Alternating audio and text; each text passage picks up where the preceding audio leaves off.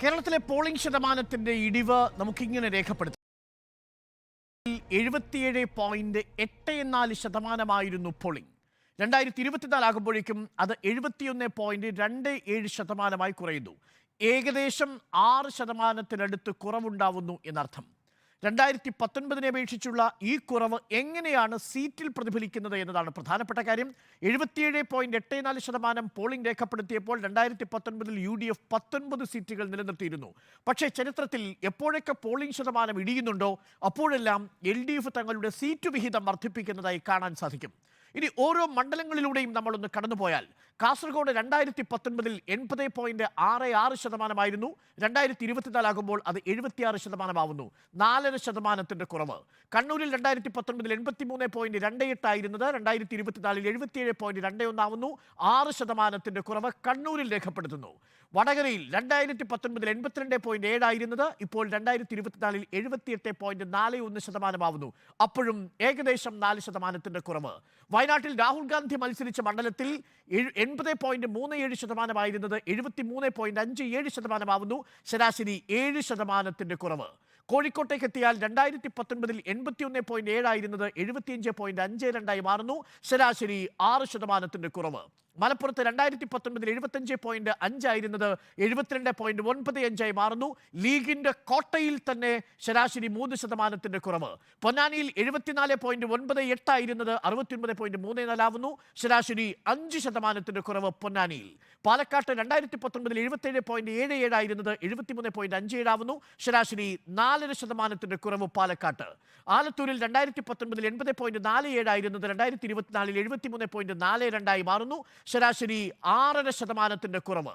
തൃശ്ശൂരിൽ 2019 77.94 ആയിരുന്നത് 2024 72.90 മാറുന്നു, 5% കുറവ്. ത്രികോണ മത്സരം നടന്ന തൃശ്ശൂരിലും.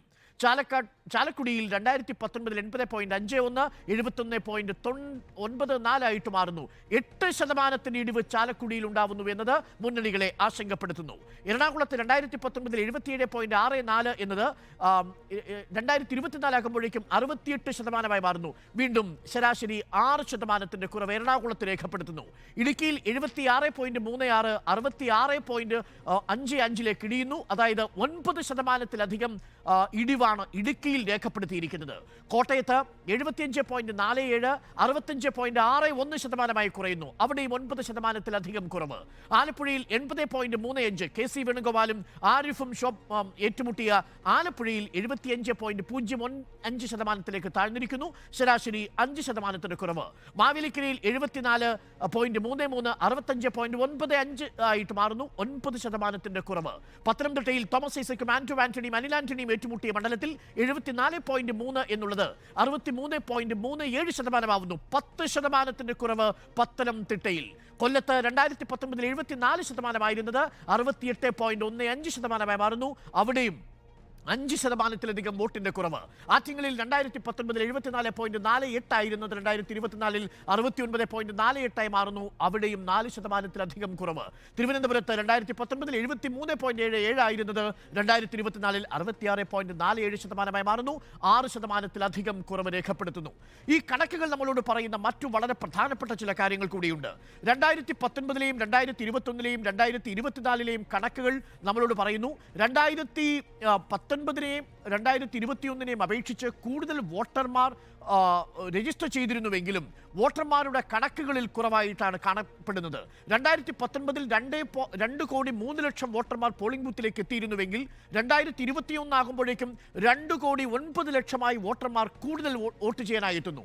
2,09,00,000 വോട്ടർമാർ നിയമസഭയിൽ വോട്ടിട്ടുവെങ്കിൽ 2024 ആകുമ്പോഴേക്കും അത് 1,99,00,000 താഴുന്നതായിട്ട് കാണാൻ സാധിക്കും. 2019 2,03,00,000 പേർ പോളിംഗ് ബൂത്തിലേക്ക് എത്തിയെങ്കിൽ 2024 എത്തുന്നതാകട്ടെ 1,99,00,000, അതായത് ഏകദേശം 4-4.5 ലക്ഷം വോട്ടർമാരുടെ കുറവ് 2019 അപേക്ഷിച്ച് 2024 ഉണ്ട് എന്നർത്ഥം.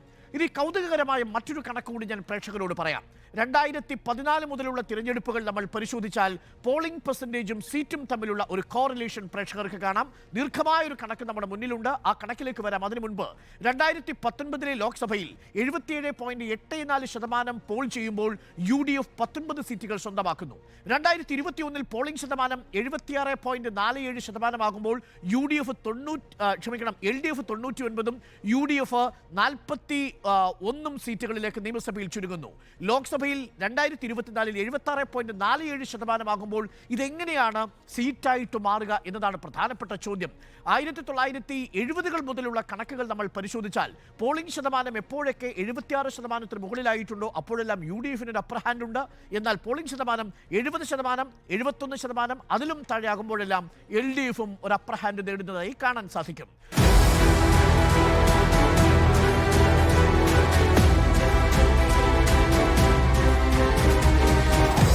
Debate with Arun Kumar.